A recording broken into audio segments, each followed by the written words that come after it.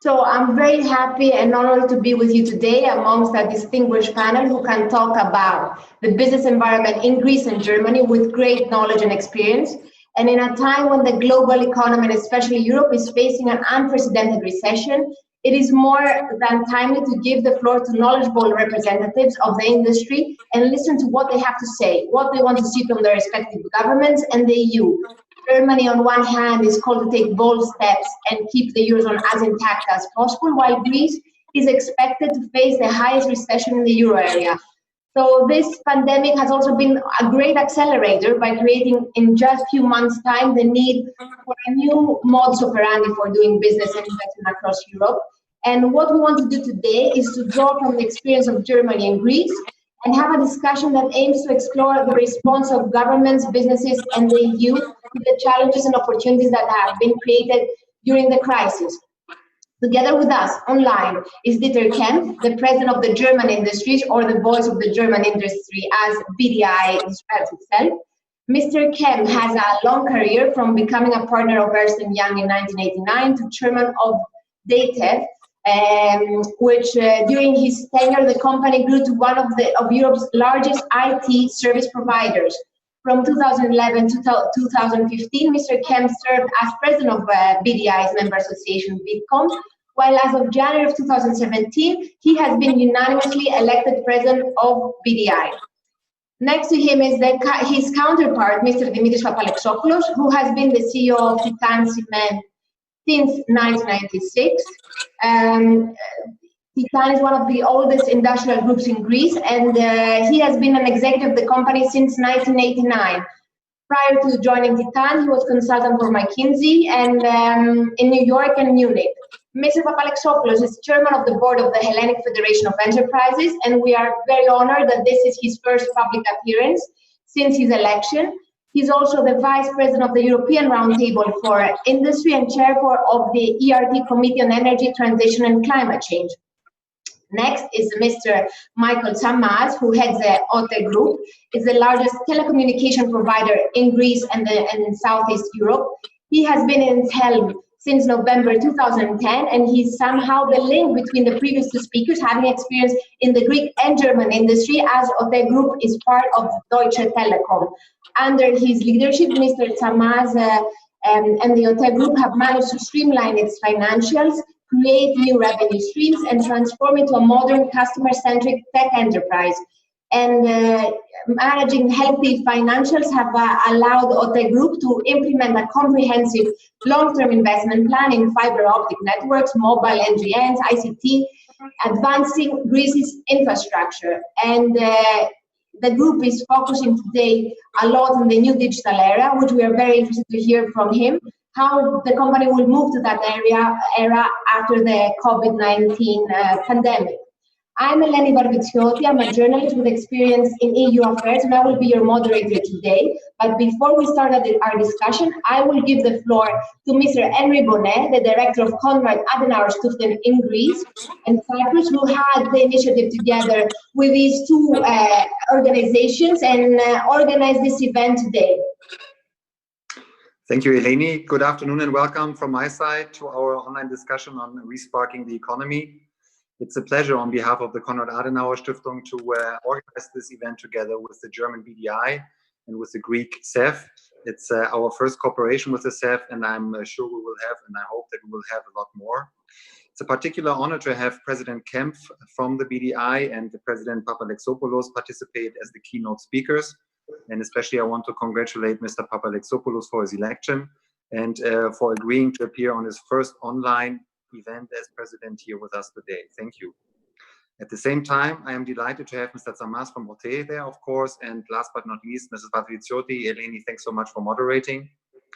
Let me just say that in our media, we can read every day about how much money our governments in Greece, in Germany, but also in the European level are taking into their hands in order to find solutions to the economic crisis we are faced with. It seems there's enough money to go around. If you look at the numbers, they are almost unbelievable. At the same time, we don't hear a lot about the companies themselves, and there's less discussion about the other side, the businesses, the companies, about their plans, what they think about the plans from the government and from the European Union, and what they're actually doing themselves in order to face the crisis, to save their companies, to make them competitive again, to take care of the workers, and also to contribute to the revival of the economy. That's why we're here today. I'm very much looking forward to the discussion. Thanks once again to all the speakers, and I hand the floor over to the moderator. Thank you.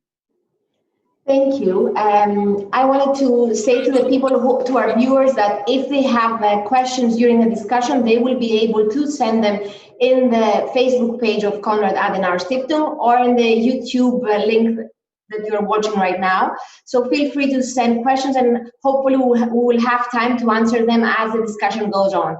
Now, I will start with Mr. Kempf.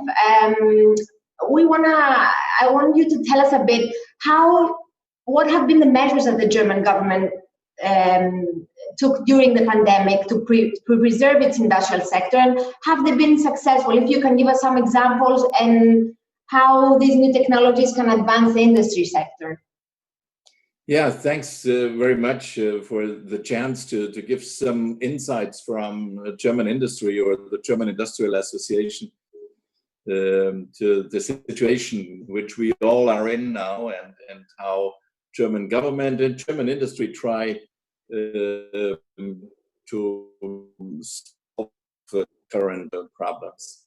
I really appreciate the chance to be here with my co-panelists on this panel, and thanks to Konrad Adenauer Stiftung for organizing that. The coronavirus is a serious challenge for all of us, not just for business, but also for our societies as a whole. Companies are facing huge uncertainty about their production schemes, about their supply chains, about international transportation, about trade and demand, and there's a big uncertainty how to cope with the crisis, but what will be the new after the crisis? How can we proceed? The economic impact of the corona pandemic is enormous. Numerous companies and their workforces currently experience the greatest challenges since decades. And just to give you some examples from the side of German economy, since the lockdown at the, let's say, second week of March, the economic output plunged. In the first quarter 2020, the gross domestic product in Germany dropped by 2.2% compared to the fourth quarter of 2019. For the whole year 2020, we expect a drop down of 6.5%. And we as a BDI are on the almost more optimistic side. There are many more associations which believe that it's going to be worse. There are some positive signs right now. You might have heard about the GfK Consumer Climate Index, which was published today. It raises a bit compared to the last one, and also the IFO index, which is a very important index to get the psychological side of business raises again. German government has taken decisive action against the economic impact of the coronavirus with more or less two far-reaching packages of measures to protect jobs, to support companies. These packages include rules on short-term working, on fiscal liquidity assistance for companies, on a protective shield for businesses. Economic stabilization fund was put in place with a volume of 600 billion euros, special measures for small businesses amounting to additional 50 billion euros. So an additional economic stimulus package of 113 billion euros. So we are using quite big figures right now. We are not just talking about millions, we are only talking about billions at that time. We are thankful for that reaction, but let us be true and clear. Euphoria would be self-deceptive, and we have to put a lot of actions in place. It's not just the money who will solve the crisis. We have to do much more, and I think what we have to do is invest in the right future technologies, in the right strategic economic areas. For example, strengthening the health market.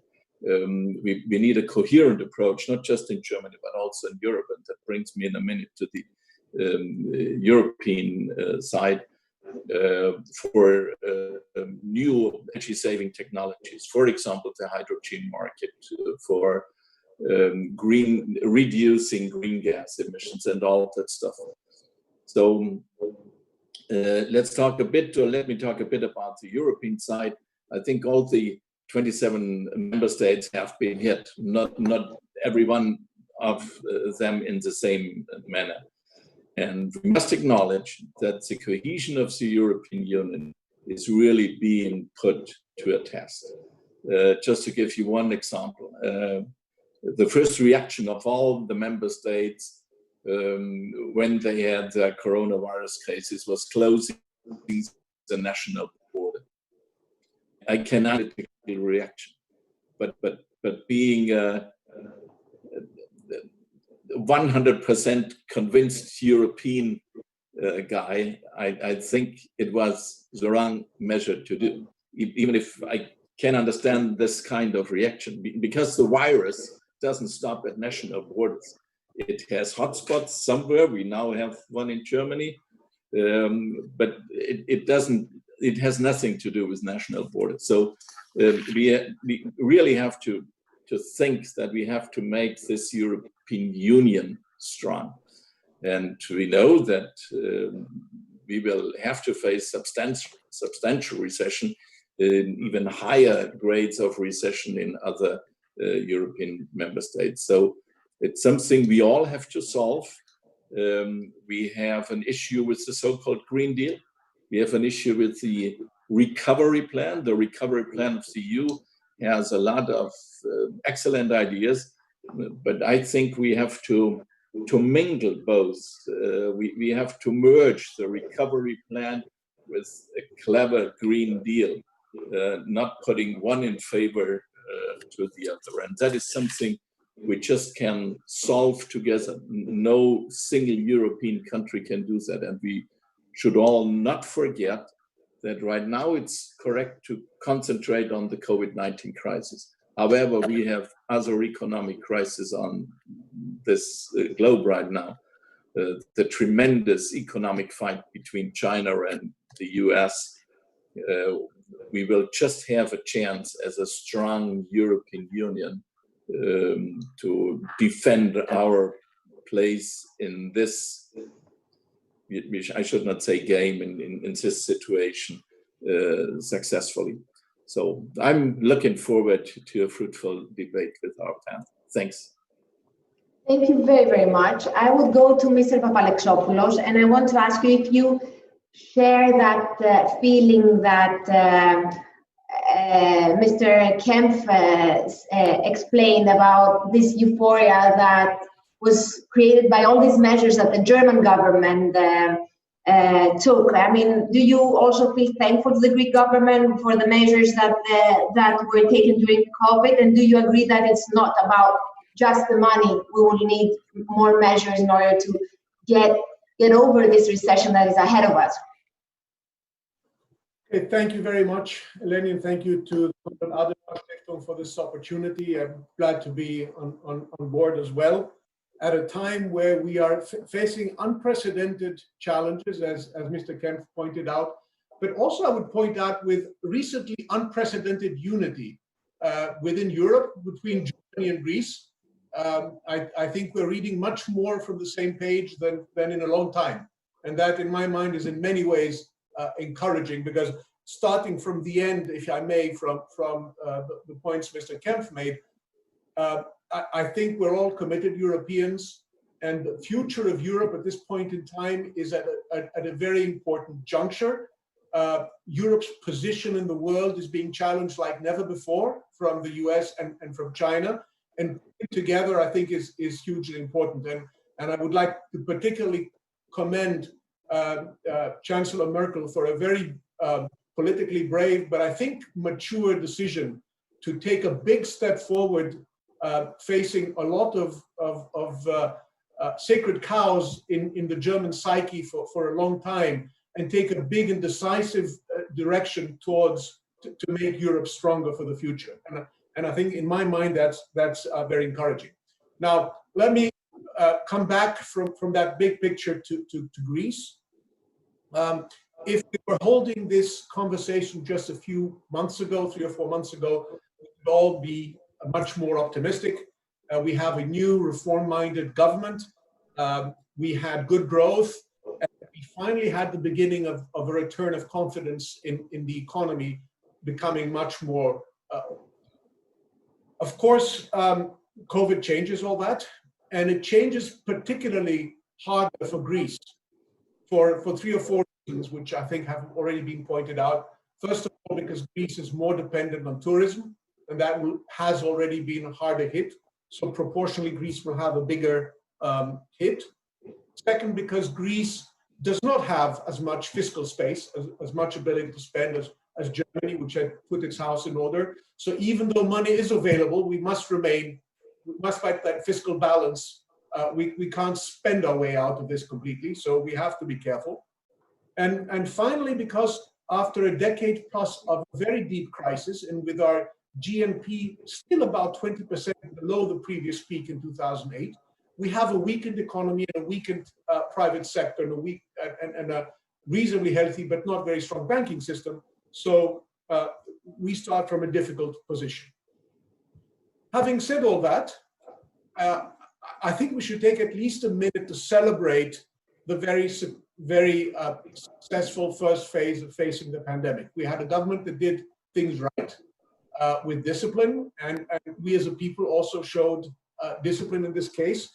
And we've reached a point where internationally Greece is for a positive example in facing a crisis. And that, I think we should not underestimate the importance of that, both in rebranding Greece, as it were, from the last few years, restoring a sense of pride and confidence, which was sorely lacking, and I think is important in any country that wants to move forward. And I think these are preconditions for facing things going forward. And although I agree with Mr. Kempf's warning not to become euphoric, and in small parts of our society, I do the sense of euphoria, which is probably unfounded. So I think we are going to face a very difficult economic reality. The first reactions from the government have been broadly in the right direction in our mind. First of all, protect the weak and take care of the pandemic and take care of those who rapidly found themselves without income, without a job. Now they're focusing more towards the liquidity aspects, the Greek equivalent of Kurzarbeit, which I think is a step in the right direction as well. And a number of other areas, protecting and taking as much as possible of the tourist season alive. I would invite all who listen to think about that. I think Greece offers wonderful opportunities at lower density of population this summer, wonderful to take advantage of. So maybe not to go too far away. I think maybe at the next opportunity we can say a little more about what the business sector might be doing, what our priorities is. But I don't want to go on for too long unless you want me to continue. No, we're gonna go more specific during our discussion. I want to hear Mr. Tsamaz now, and your take. I mean, you are the CEO of a company that in a few months had to move very fast. I mean, we saw a very quick digital transformation in the world and in Greece especially. And I wanted your take. I mean, do you share the view of Mr. Papalexopoulos that the Greek government took right steps? And what do you see in your company in the near future? Eleni, thank you. I would like to thank the organizers of this for giving me the opportunity to be part of this panel. It's an honor to to be in the same panel with Mr. Papalexopoulos and Mr. Kempf, and I appreciate this. Eleni, you have written a great book, which gave us a lot of insights of what happened during the critical years in behind the scenes. I think it's very helpful for fellow citizens. Anyway, let's go now to the current situation and the subject we're discussing. Definitely, COVID-19 it is a pandemic which disrupted our everyday lives. And for this reason, allow me to share our story and how we dealt with this crisis. In our group, the telecom group, we very successfully transitioned to remote work, not in a few months, as you said, but in hours.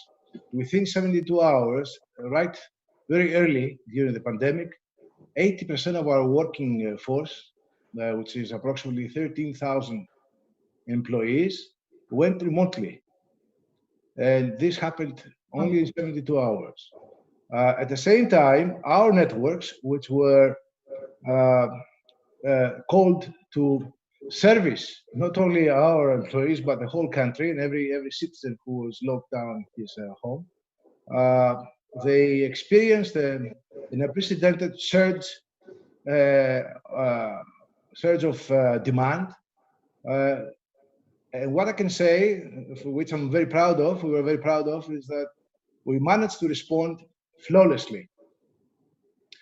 And during these months, during this period of the full lockdown, we did not have any fault incidents whatsoever. Our networks, our infrastructure networks, both in fixed and mobile, responded and operated very well. In our company, we transferred also our customer interactions to our websites and to smartphone apps. So we had 100% increase in our e-sales. At the same time, we had more than 50% on increase on various transactions. Now, if one asks, how did this all happen in a few days? No, it did not happen only in a few days. It was a matter of preparation of years ago. It was back in 2016 when we, in the telecom group, we set a new vision, which was following the transformation of the first years to go after a new vision, which was to establish a fully digital telecom company in Europe.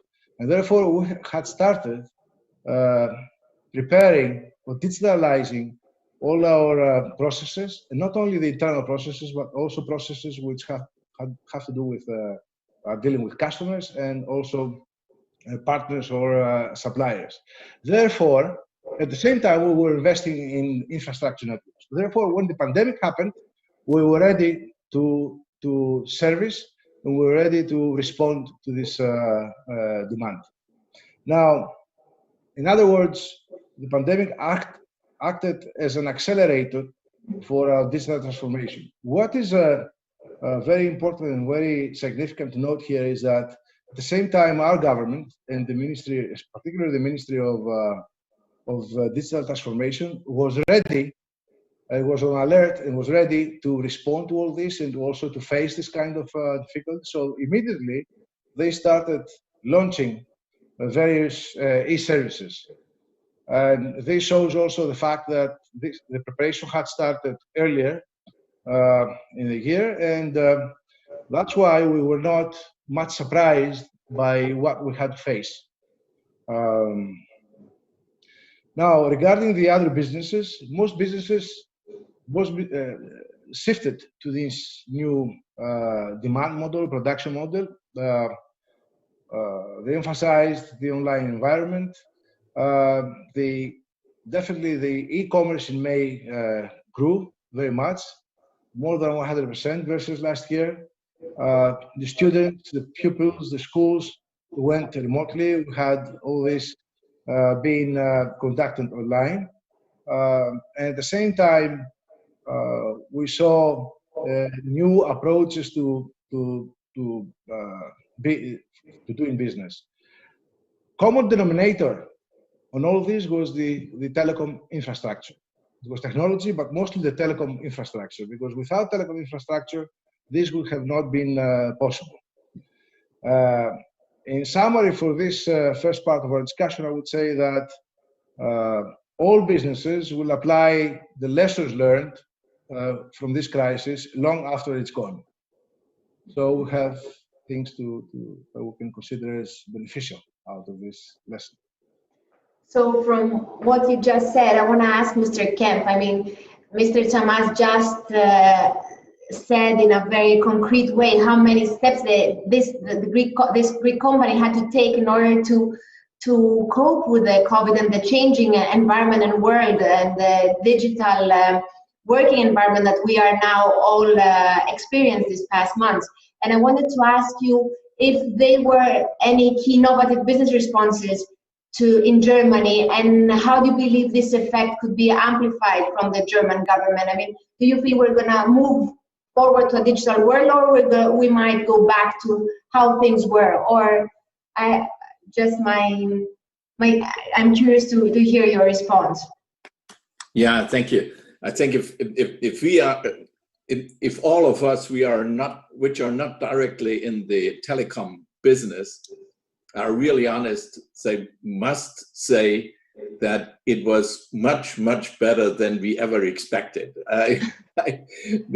Being a former Bitkom president, I know that very often the colleagues from the telecom side were punished with complaints or much higher expectations that they could fulfill. And this pandemic has really shown that our telecommunication networks work significantly better as expected. I mean, when we had some problems with our video conferencing schemes, it was more or less the user side, not so much the technical side. It was, where is my knob to mute my microphone, or where is my camera knob? So I think that is excellent. And I fully agree with Mr. Tsamaz said, that all business will benefit in the upcoming months and years from the experience we have made by using modern telecommunication media and means for their businesses. However, we have to be clear that digitization of industry is much more than doing successful video conferencing or using mobile telephony or using broadband communication schemes. And here, according to my experience, we still have to do some more convincing work, especially in the area of the German small and medium-sized enterprises. They are normally a bit reluctant when it comes to digitization. That's normally not their core business. They are technicians from a very hard stuff side, material management and all that. So there is some reluctance, and we clearly have to face that in some cases, coming to a modern digitization, that will mean investing money. And that's probably for quite a lot of them not the best point in time to invest more money, because they are exactly short of money because of the pandemic. So do you think there are going to be steps forward, or because of lack of investment, we're going to go back to the way things were a few months ago?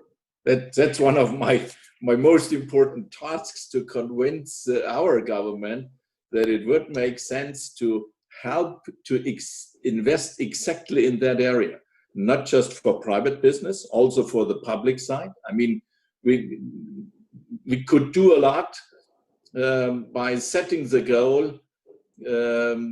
We want to be as good as the Estonian administration with our digital administration. That would invest quite a lot of money, and that would make some of our tasks with the administration significantly easier. That was also one of the experience during the pandemic, because some of the administrative offices also went into home offices, but they didn't have their paperwork with them because a lot of the processes are still based on paper. So that's one of my main tasks, to convince government that it makes in enormous sense to ease investments exactly in that area. And how is the convincing going? Are you optimistic? I'm optimistic because quite a lot of our politicians felt that that's the right way, and some of the measures taken help to do that. Especially in the German recovery plans. So I'm optimistic to accelerate that. Okay, thank you very much. Mr. Papalexopoulos, I guess there are many also German investors that might be listening to us at this moment. And I wanted you to address them and say, if there was a foreign investor, what would you count as strengths and weaknesses for the economy and for Greek business at this time? What would you say to somebody who wants to invest in Greece at this time? And if you share Mr. Kempf's also consideration that we have to move in this infrastructure, digital infrastructure, in the next years. Thank you. In terms of investment in Greece, I'd rather be very practical rather than theoretical. Mm-hmm. Is that because of the crisis and the relative, we've done a lot of reforms as a country over the last 10 years, but we clearly have more ahead of us where we need to be in terms of the business environment. But we are much improved. There have been many successful German, both older and recent investments in Greece. I think the number I've heard is 6 billion over the last decade or so. And I would point out, instead of theorizing, on 5 or 6 sectors that in my mind could and should be interesting. One is we have good intellectual capital, which we don't fully utilize, and that's our problem. So in tech and IT, there are wonderful young people who present an opportunity. Daimler saw that when it bought TaxiBeat a couple of years ago. It's a successful example. There are other examples of companies that are setting up shop in Greece to take advantage of that brain power. Pharma has a number of opportunities. I believe Boehringer Ingelheim is expanding its capacity in Greece, mostly for re-export. Green energy is a huge opportunity. We're at the corner of the earth that has some natural advantages, and to the extent that by some calculations we'll have to over triple the amount of energy we'll be consuming as Europe, electrical energy, and most of it will be green. Greece offers a lot of opportunity. Waste and waste management, the circular economy, we're way behind. We need to catch up. Many opportunities there. Silver tourism, so retirement and what have you. Wonderful corner of the earth again.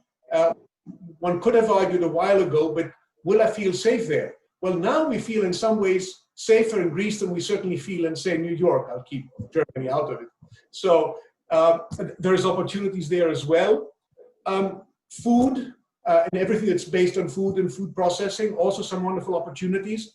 And also in more traditional sectors, as Europe is looking to bring its supply chains closer to home after the trade tensions and everything, I think there are opportunities to look again at rethinking Europe's supply chains and bringing them somewhat close to home. There's a number of Greek suppliers, to say the automotive companies for example, in Germany, or other opportunities we could build on.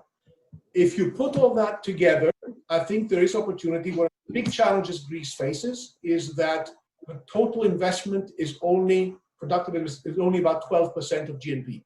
And that is way too low if we are to grow over time. Greeks have to invest, and they are investing. I think that's important. There's a number of sizable investments from Greek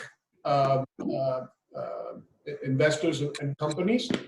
Having said that, there isn't enough money in Greece to do this alone. We need to attract foreign direct investment and to get that number up. And I think there are several opportunities like the ones I described, which one could look at. Mr. Papalexopoulos, the opportunities that you described sound wonderful, but still, I mean, there's a lot of red tape in the country, and I wanted you to, as briefly as possible, if you have the Prime Minister in front of you instead of me, what would you give him, like 2-3 key changes that need to happen immediately in order to attract German investments or other investments? I think the most important thing right now is to home front. As I said in my initial comments, we have a reform-minded government. Some reforms are painless, some reforms are tough, some reforms will take a lot of effort, and I think we need to avoid the easy answer of saying, well, in the middle of COVID crisis, we can't do reforms. On the opposite, we have to accelerate reforms. What those are I think so discussed that I won't bring anything new to the table. It's permitting, it's red tape, it's the speed of the justice system.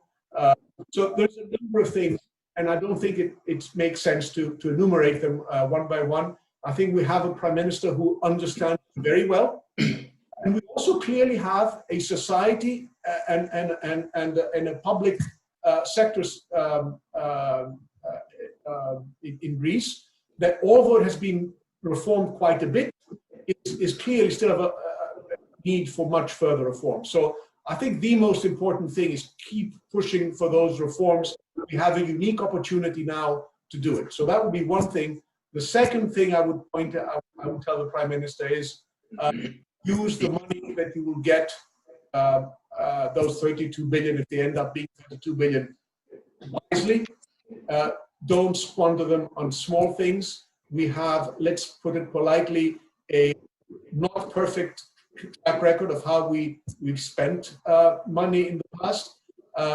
It would be useful if that money was spent in order, yes, alleviate the short-term issues because there's real pain, but also create the digital infrastructure, create the logistics and other infrastructure, and help along private investment and public investment.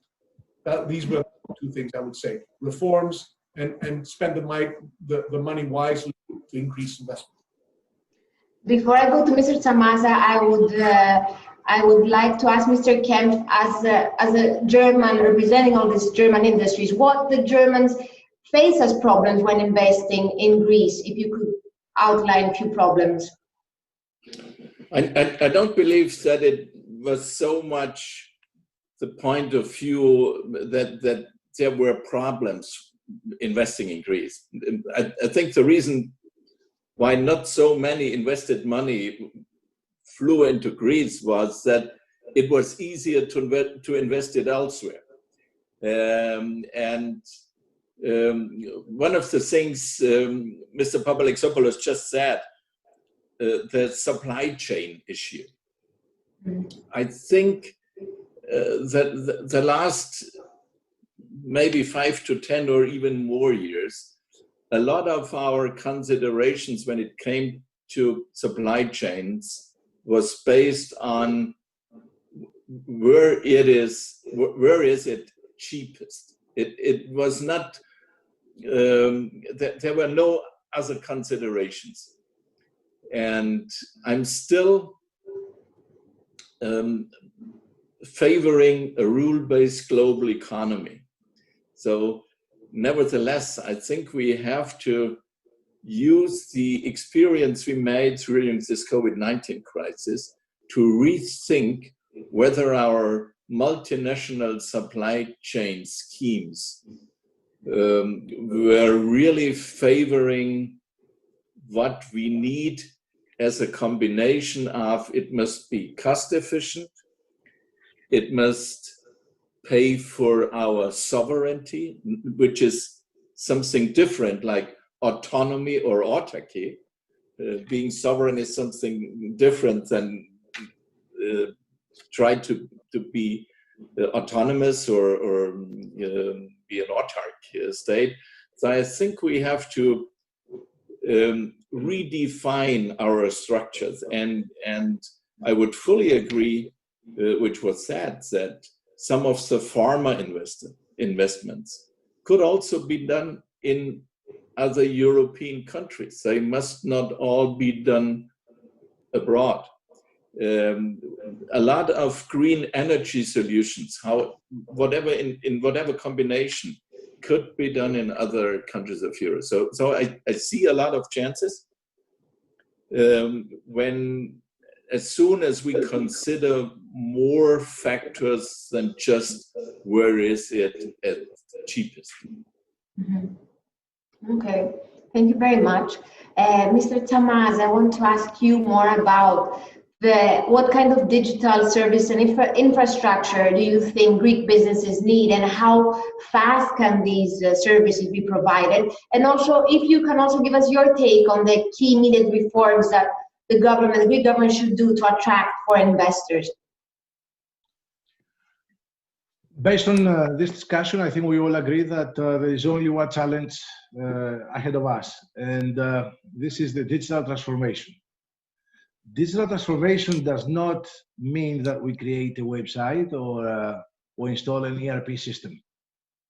It means extroversion through e-commerce, IoT, Internet of Things, in other words, cloud services, enhanced customer experience through digital channels and big data analytics, and all these tools that digitalization offers in order to be able to do our business addressing many markets away from our country, but at the same time understanding better the consumer and customer needs. So digital transformation is primarily a matter of mindset. According to research that we had conducted, SEVCA had conducted, 91 of the Greek businesses consider that digital transformation is a priority. But only 48% of them have a clear digital strategy. The rest, they have a confusion as to what it is. So most businesses out of this consider that digital transformation is the ERP and the CRM and some websites, which is these services or these are part of the third industrial revolution and not of the fourth that we're going through now. In terms of needs for the digital transformation, the number one need is the infrastructure, because without the infrastructure, we cannot really use the technology which is offered. What I can reassure any foreign investors or anyone who is interested in investing in Greece is that our networks are well advanced. We offer seamless services. In the past years, and even during the crisis, we invested more than €5 billion for infrastructure of fiber optic, fiber and 4G. For the next years, for the coming years, for the next 4 years, we have a business plan of investing more than €2 billion for fiber to the home networks and 5G. At the same time, we have a lot of integrated technology solutions which can help cities, municipalities, private or public companies in order to become more digitalized and start using various digital services. Now, from the government side, what is needed is, and I would say that this is already being addressed, implementation has started, the transactions between the government, the bureaucracy, let's say, of the state and the citizens have to increase.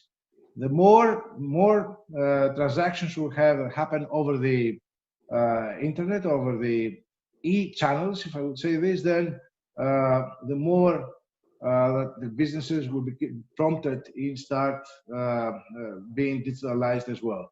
I think we have the government and the ministry which runs this has this kind of mentality. They have started with various projects.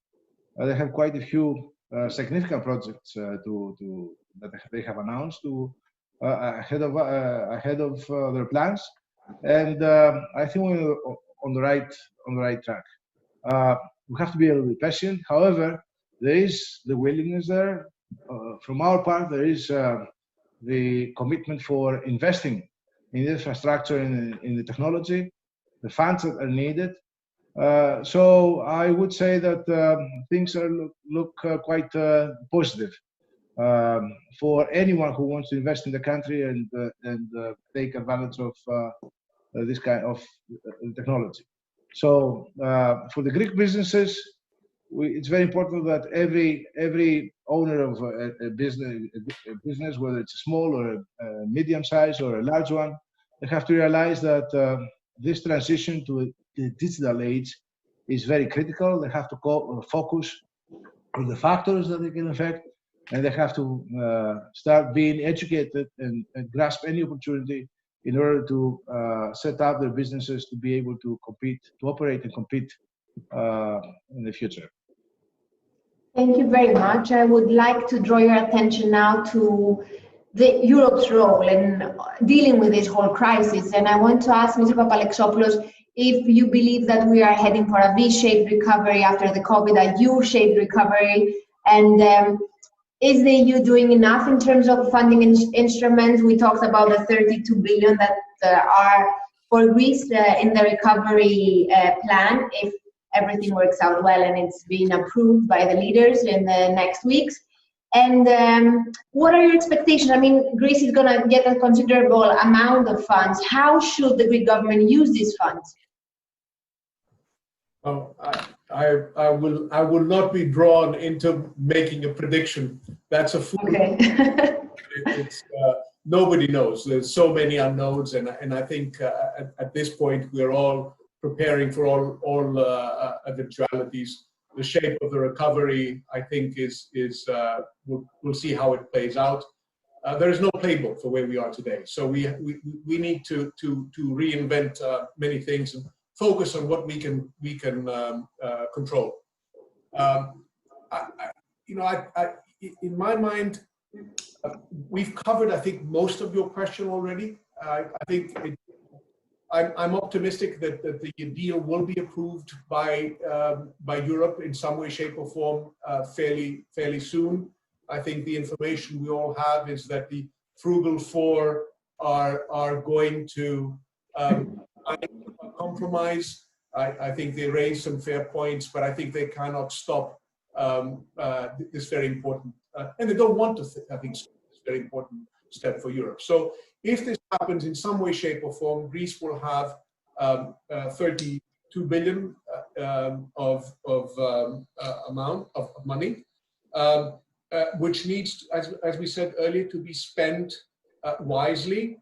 At the same time, protecting the weak, making sure that the productive fiber of the economy, the companies and employees, which is already vulnerable from years of crisis, does not get destroyed further.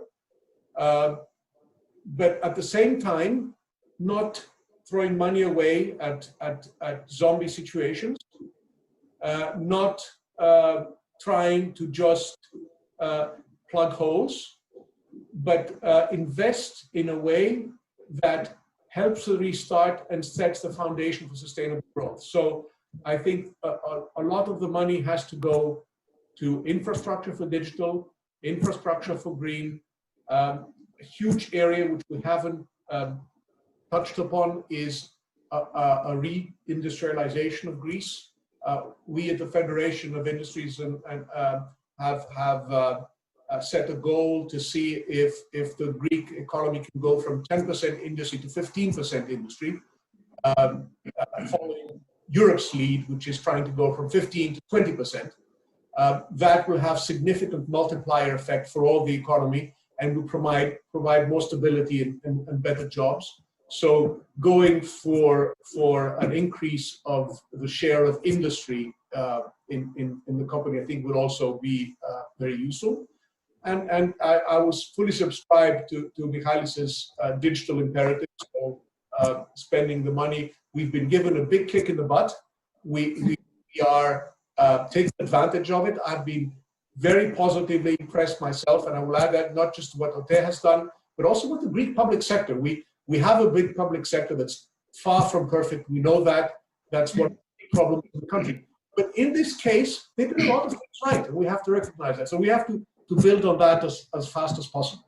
We need to move a lot faster than we're moving. Okay. Thank you very much, Mr. Papalexopoulos. Mr. Kempf, I want to ask you, I mean, you said before in the beginning of our discussion that after COVID, I mean, we saw this fight of China and the US, and EU has to defend its place in the world. And do you think this whole crisis has made it clear to Germany how important is the European market? And is there a shift of viewing the world, let's say, in Germany?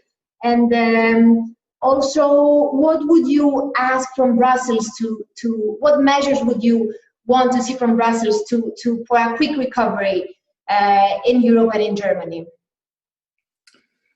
I think we have to be honest with ourselves. It's not just only addressing Brussels, it's addressing each and every one of ourselves. We all must understand that in the economic world of tomorrow, no single European state, be it France, be it Italy, be it Germany, be it whoever, will play a significant role. The only chance to be significant in the world of tomorrow from an economic point of view is to be a united Europe. And this consideration was one of the reasons why my Italian colleague and my French colleague and myself issued a statement 2 weeks ago to make that clear. And maybe this statement, these three industrial organizations of the three European countries, helped a little bit to find a compromise on the political European level for the recovery plan.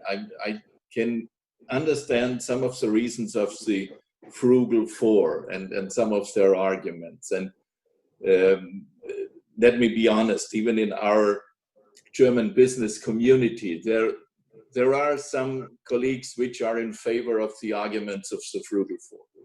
However, our first goal must be, we need a strong Europe, and we need a strong economy and a strong industrial sector in Europe and everywhere in Europe, and as a united Europe. So I fully underline what Mr. Papalexopoulos said.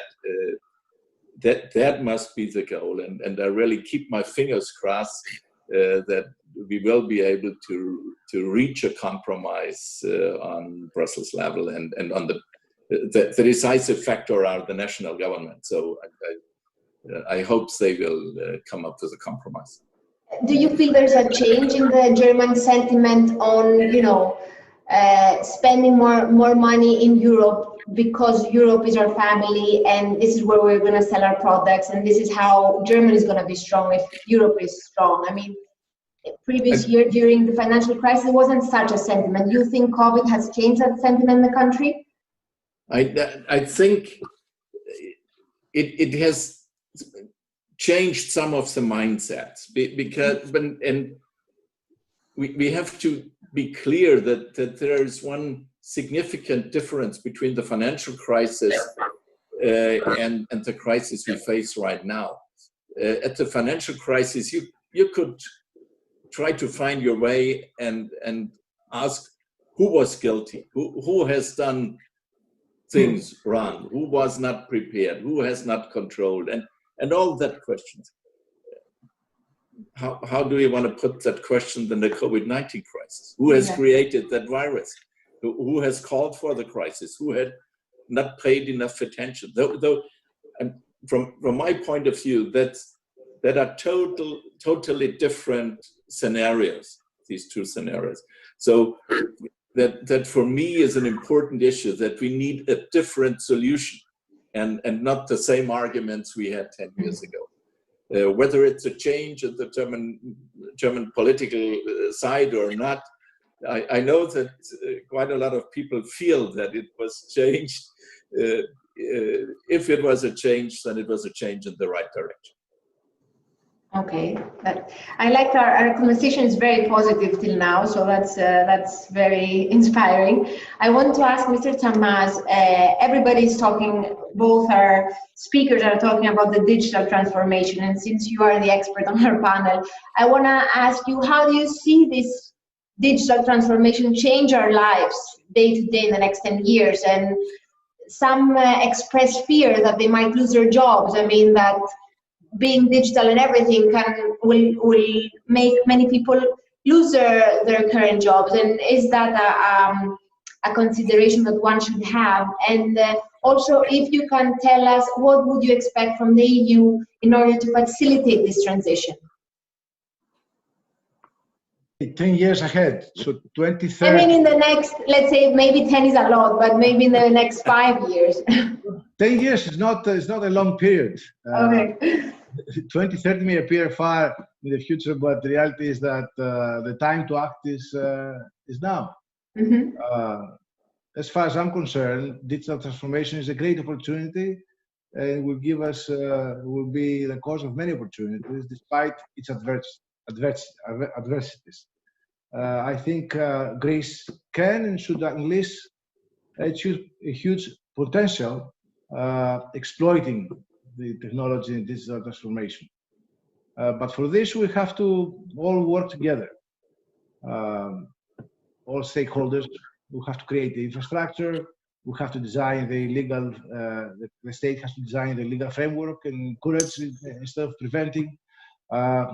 Society and businesses have to adapt to the digital culture, and so on and so forth. As far as the new generation networks, they are on the way, companies are investing. So I'm quite optimistic about it. Now, in terms of what I would expect from Brussels, I would say that, and I would agree with Mr. Kempf and Mr. Papalexopoulos, we need a strong Europe. But in order for having a strong Europe, a strong united Europe, we need to have strong companies. In order to have strong companies, they need to be healthy financially. This cannot be achieved by over-regulation and over-bureaucracy. So if you ask me what I would expect from Brussels, I would expect to minimize bureaucracy, to minimize regulation, let the market dynamics, at the same time allow consolidation. Over-fragmentation of the various markets, of the various industries, creates small companies which are not capable in competing against the American or the Asian conglomerates. And this is a mistake that has been made by the European politicians, and as far as I'm concerned, it has to be corrected as soon as possible. Otherwise, European companies will never be able to compete against the Asians or the Americans, which means that if we don't have strong European companies, then we'll have a problem, and the problem will be very, very near us in terms of time. Mm-hmm. At the same time, they have to continue fostering digital culture with various programs, with subsidies, because it's obvious that technology has the power to fundamentally change not only the way we live, but also the way we work. For me, the most important thing is that Brussels will have to change the way they see the future of the companies in Europe. Eleni, if I may interrupt, because I know we're running out of time. I just wanted to, before Mr. Papalexopoulos, you interrupt, just if you want all of you to have a final comment, and because we are almost 1 hour in our discussion, and you can make your comment and also a final comment if you wish, Mr. Papalexopoulos. Sorry for jumping in. I just wanted to complement what Mr. Tsamaz said, because I think one area we didn't touch upon in this call, which I think is hugely important for both Greece and Europe and Germany, is the reskilling we need to do, not only because of the digital revolution, partly because of the digital revolution. We have a huge challenge in front of us to have the kind of skills we need in the workforce in order to be able to prevent the question you asked initially, the unemployment. We find it increasingly difficult as companies to find the kind of people we need for tomorrow. Same time, we have high unemployment in our societies. That is an unacceptable combination. It's a very big challenge. It's been discussed a lot around Europe, and it's an area we plan to focus on a lot more as well, because we think it's hugely important. And that's the last comment I would like to make, because I think it's that important. I don't want to detract from it by some other closing comment. Mr. Kempf, do you share the same consideration that Mr. Papalexopoulos just said, that you have difficulties in finding the right people because the education that people get in Germany is not really connected to the labor market? Is that something that happens in Germany as well? It's something which caused a lot of trouble the last years. And of course, right now it seems to be a bit different, because on one hand, we may face layoffs of people. On the other hand, we still claim that we do not get the right people for the right jobs. I think that's something that this is not a challenge which does not exist anymore, though it's ongoing and we have to face that. I also underline every word Mr. Tsamaz said about European competition law. That's something we really have to face. As far as it comes to competition considerations, we are still thinking like small national states. That will not help us. But let me make a final comment. What we all need is optimism. I know that the situation is bad, and I'm not blue-eyed at all. But we have the power to overcome that crisis if we do the right things, and if we do these right things together in Europe. And as far as I'm personally concerned, I'm very, very optimistic that we can do that. Okay, thank you very much for your positive final note. And Mr. Tsamaz, also, do you find also difficulty to find people for this digital transformation that we're going through? And do you have any let's say, ideas that could help the Greek government to fight that problem if you face it as well? Okay, we don't have difficulties to find people who are specialized in technology or in software. We are a technology and telecom company, so we are attractive to this kind of employees. I understand why this is difficult for other companies as well. Yes, this is a scarce resource, this kind of skills. However, my advice to the government would be that there has to be, the education has to start from elementary schools. We have our educational system, elementary schools, high schools, universities, they have to start preparing and educating young people with these new skills that economy will need and companies will need. It cannot happen from one day to the other. It's a long process, and it needs long-term planning. Now, regarding the job positions that you asked, yes, technology causes some job losses, but at the same time, new opportunities are new positions are created. Historically, we have seen in every industrial revolution, jobs were being lost, but at the same time, new jobs were being created. So, as Mr. Papalexopoulos said, it's a matter of shifting our education, focusing towards this direction, and reskilling our people. So you are optimists for the next year, let's say, that we will be quickly out of this crisis. We are going for a V-shaped crisis. Yes. Okay. So I will have to wrap up, and I really want to thank all of our participants, Mr. Kempf, Mr. Papalexopoulos, Mr. Tsamaz, and of course, Mr. Bonnet, the director of Konrad Adenauer Stiftung, that organized this event today. I hope you got some great insights. I did, and I really want to thank you for all of your optimism in these hard times. So wishing for a more German-Greek interaction and collaboration in the coming years. Thank you very much. Thank you, everyone. Thank you, everyone. Mr. Bonnet. Thank you, everyone. Good afternoon. Thank you. Bye-bye. Yeah.